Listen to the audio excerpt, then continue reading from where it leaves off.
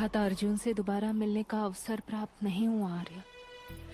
माता कुंती के चरण स्पर्श करने की इच्छा तो हृदय में ही रह गई।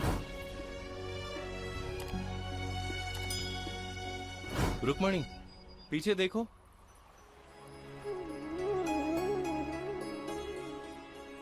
क्या दिखाई देता है? हमारे पैरों के चिन्ह आर्य।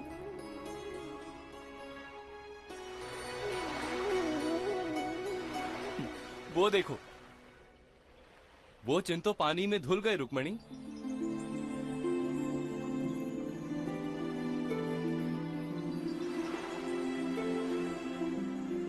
पैरों के चिन्ह ना दिखाई देने का अर्थ ये तो नहीं होता कि चिन्ह बनाने वाले भी ना रहे हों।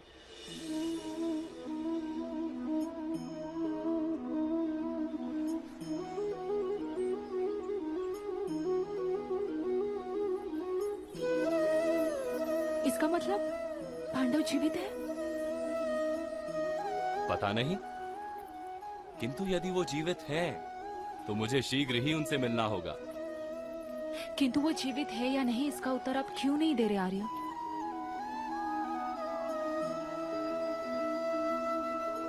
स्पष्ट उत्तर? इसका स्पष्ट उत्तर यह है रुक्मणी कि सारे समाज में परिवर्तन का समय आ गया है।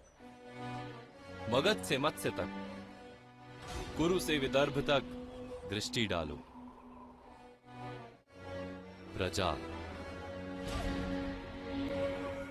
प्रजा सदा ही खेतों में श्रम करती है। खदानों में उतरकर लोहा, सोना आदि रत्नों को निकालती है।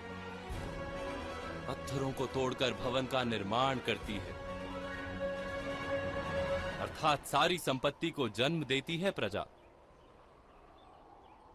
किंतु उस प्रजा को क्या प्राप्त होता है?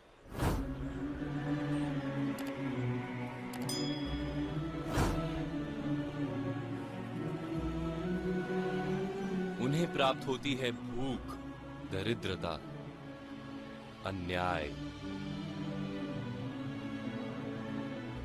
और समृद्ध होते हैं राजा, महाराजा, सम्राट।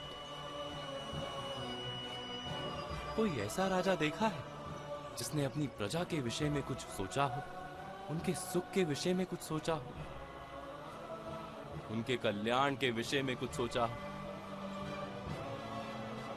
नहीं ना। और ईश्वर इसी को अधर्म कहता है।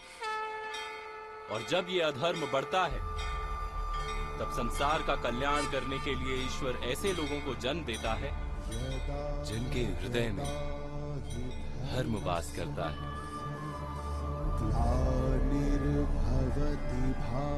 समय में जब तक परिवर्तन ना आए, जब तक सामान्य प्रजा को सुख प्राप्त ना हो,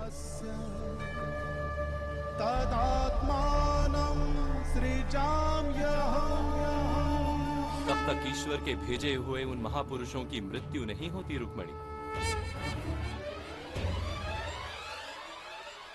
मुझे विश्वास है कि वो अभी जीवित होंगे।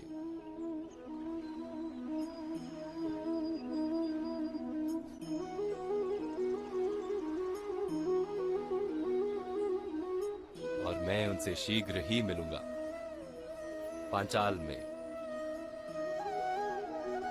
पांचाल में क्यों? पांचाल में इसलिए रुक्मणी, क्योंकि वहां अधर्म के कीचड़ में धर्म का कमल खिलने वाला है।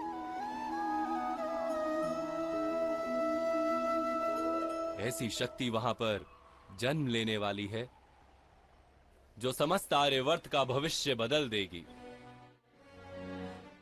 और उसी शक्ति का रक्षण करने मुझे जाना है।